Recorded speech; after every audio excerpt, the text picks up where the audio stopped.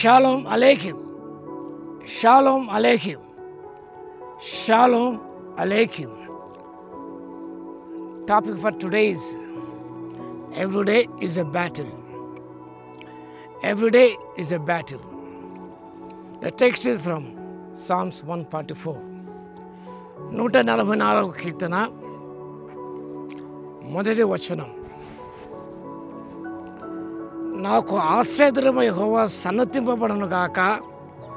ఆయన నా చేతులకు యుద్ధమును నా వేళ్లకు పోరాటమును నేర్పువాడే ఉన్నాడు. Every day is the battle. God's training. They use spiritual weapons, the sword of the Spirit and the word of God.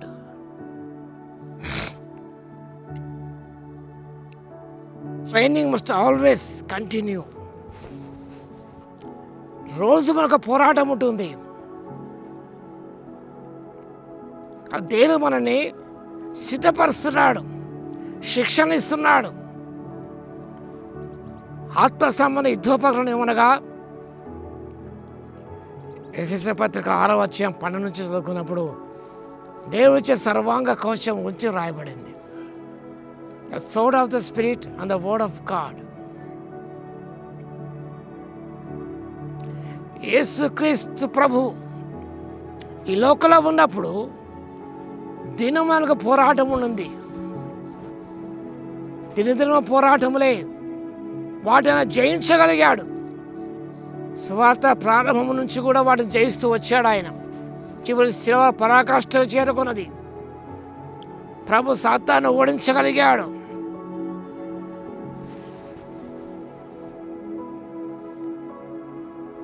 How does God train us for the battle? ప్రభు ఏ రీతిగా మనను ఆత్మీయ పోరాటం సిద్ధపరచగలడు. వాక్య భాగంలో నా చేతులకు యుద్ధమును నా వ్రేలకు పోరాటమును నేర్పువాడే ఉన్నాడు.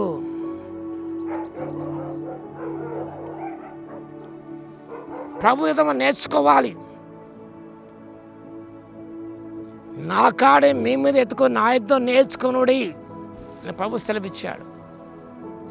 ఆ నేర్పేవాడు మంచి శిక్షణ ఇచ్చేవాడే ఉన్నాడు.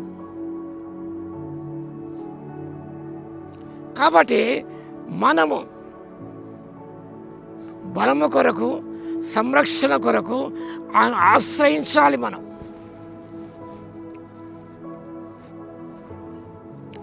ఆత్మ పోరాటములు, spiritual battles teach us to pray. ఫిలిప్పీ పత్రిక 4వ అధ్యాయం 6 నుంచి 7 వచనం చదువుకున్నప్పుడు ప్రతి విషయంలో ప్రార్థన విజ్ఞాపన మూలముగా కృతజ్ఞత పూర్వకం మేము విన్నప్పుడు దేవునికి తెలియచేయుడి.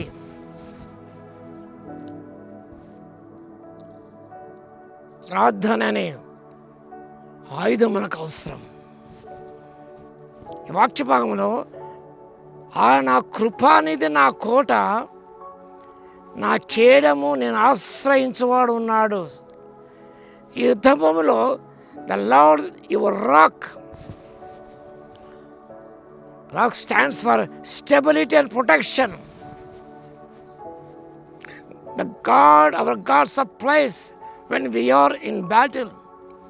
యుద్ధంలో మనం కాబట్టి సమకూర్చే దేవుడు ఉన్నాడు. He is our rock. కదలని వాడు స్థిరుడు ఆయన.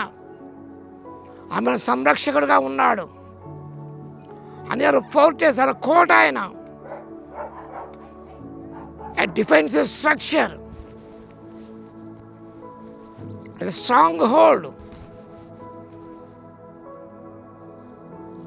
తుఫాను ఎదుర్కోవడానికి ఆయన మనకు కోటగా ఉన్నాడు. ఆయన మనకు బండగా ఉన్నాడు. కాబట్టి ఆయన మన చుట్టూ కూడా ఆవరించిన దేవుడే ఉన్నాడు.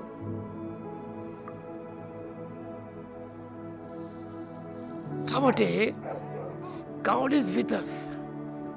He is training us for the spiritual battle. మా దగ్గర శిక్షితులు కావాలి, సుశిక్తులు కావాలి. అందుకే అపోస్తలుడు ఎఫెసీయుల 6వ అధ్యాయంలో అంధకార శక్తులను దురాత్మ సంబంధం పోరాడుతున్నాం కాబట్టి దేవుడితో సర్వాంగం ధరించుకుని అంటాడు. అక్కడ డిఫెన్సివ్ వెపన్స్ ఉన్నాయి, అఫెన్సివ్ వెపన్స్ కూడా ఉంటున్నాయి.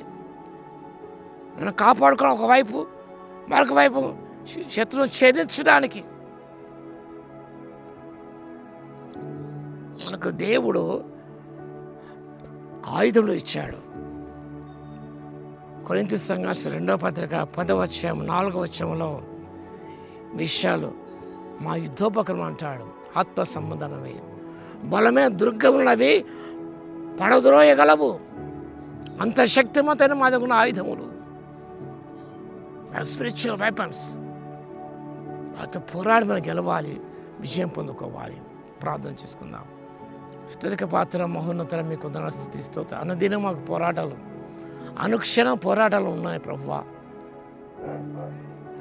ఆత్మ సంబంధమైన యుద్ధోపకరణం ధరించుకొని మా తండ్రి విజయం పొందడానికి అన్నిటి మీద తండ్రి మా దుర్గములను పడద్రోయ చాలా శక్తి గల ఆయుధాలు మా దగ్గర ఉన్నాయి కాబట్టి భయపడక ముందుకు సాగి పుడుకు విజయాలు పొందుకోవడానికి ఆత్మశక్తి ఇవ్వగలందుకు మీకే స్తుతి స్తోత్రాలు చెల్లిస్తూ యేసుక్రీస్తు పరిశుద్ధ నామములో ప్రార్థించి వేడుకొస్తున్నాము తండ్రి. ఆమేన్. మన తండ్రి అయిన దేవుని యొక్క ప్రేమయు, మన ప్రభువును రక్షకుడైన యేసుక్రీస్తు యొక్క కృపయు, పరిశుద్ధాత్మని యొక్క అన్యోన్య సహవాసం మనందరికైనా ప్రేమించిన వారందరికీ సదాకాలము తోడై ఉండును గాక. ఆమేన్.